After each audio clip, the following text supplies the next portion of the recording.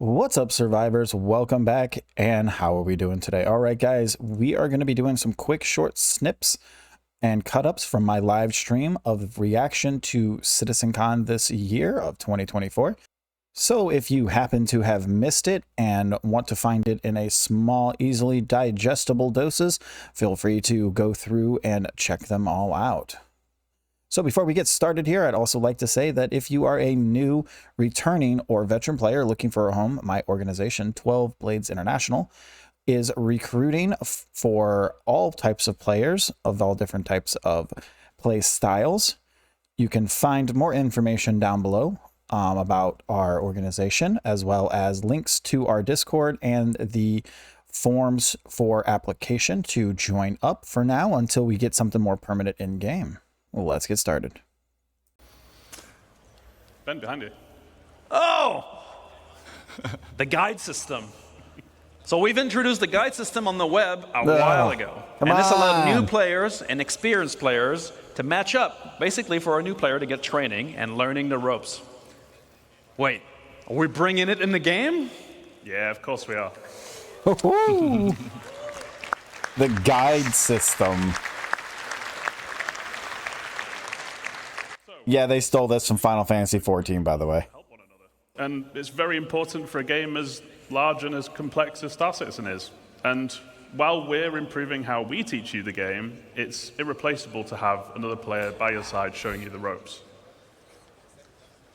So we want to keep the guide types from the website, because there's already a lot of good ones there. And they already cover a very wide variety of gameplay. And as we add more game systems, more guide types are going to get added too. And base building's a great example of that, which is a little teaser there for tomorrow. No, teaser. You're teaser. Oh, yeah. A little teaser. But now, how do you become a guide? So now there's going to be a list of requirements that you've got to meet. And this list will require you doing content like contracts to yourself, to other players, so they can rely on your experience. But why become a guide? Out of the goodness of your own hearts? No. You want to get paid. Some of you love to help, and a lot of you already are. And how are new players supposed to pay you if they don't have money? There are going to be rewards available for those of you that do put the effort in. Because we like to get paid. You do like to get paid. But ultimately, we want you to want to help. All right. So I've been doing a lot of guide stuff, and I've reached a guide level in a field that I like doing tons of content on. Or I'm a new player, and I need training in a key area. How does this all tie together? Let me answer my own question. It ties into beacons, trust, and rating systems. Or as we say internally, beacons, but actually good. Yeah. So beacons have been in the game for a while, but we are juicing them up. Yeah, so let's look at how we're juicing them up. So first off, tying into the guide stuff, we're adding a new type of beacon. So guide beacons. It means that if you are a guide, you'll be able to respond to them. If you need a guide, you broadcast them. And if you need a guide, you can be certain that whoever responds to them knows their stuff. So this is obviously good for new players needing to learn the game.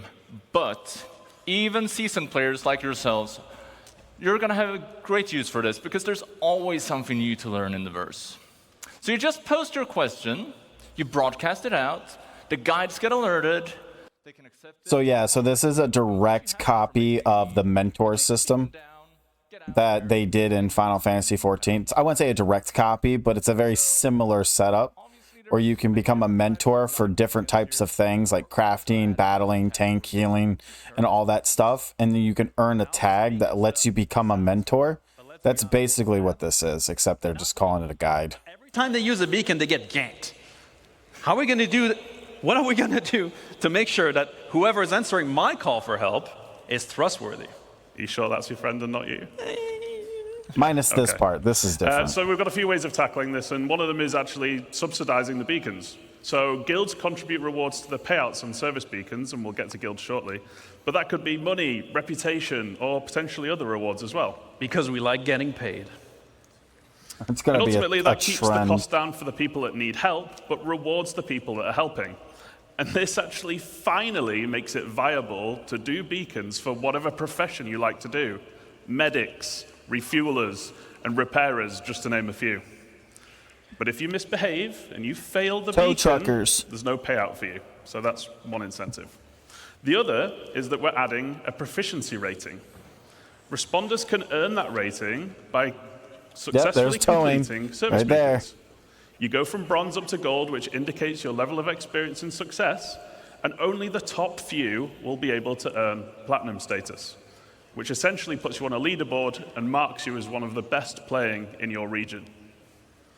So when broadcasting, responders offer to help, and you'll see their rating. Then you'll get to pick who you want to help you out. Then let's say you're not very good, or you like to misbehave a lot. Failing a beacon will result in losing rating, and then repeat offenders will enter the red zone. The bald zone. I could see And then myself only doing really towing. desperate people are going to take you on. We're making the system much more robust to the point of automatically determining success or failure. So we're putting a lot of focus on making the system difficult to exploit as well, in the many different ways that it can be right now. So criminal types, like you, Benoit, will have to get much more creative.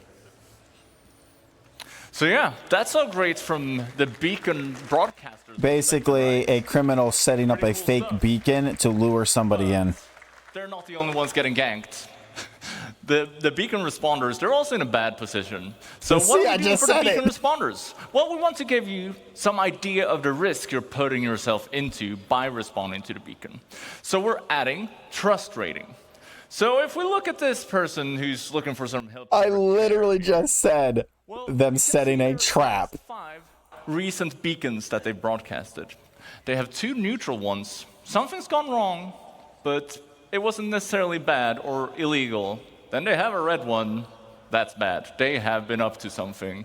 But they have also been successful with 2 beacons. So, well, at least you can assess the situation before going into it. It ensures your safety when doing a good deed. So basically, somebody's trying to exploit, and, yeah, it'll track I think it. that's it for beacons. Or if they're trying to set a trap. Well, we've got one more big thing I guess we need to talk about, right? Orgs, We're really orgs, excited orgs, for. orgs. Oh, orgs. yeah. Look at Orgs. that. That is exciting. I like this one. Did someone mess with the slides? In Sweden, we call this a double barrel. Dear God.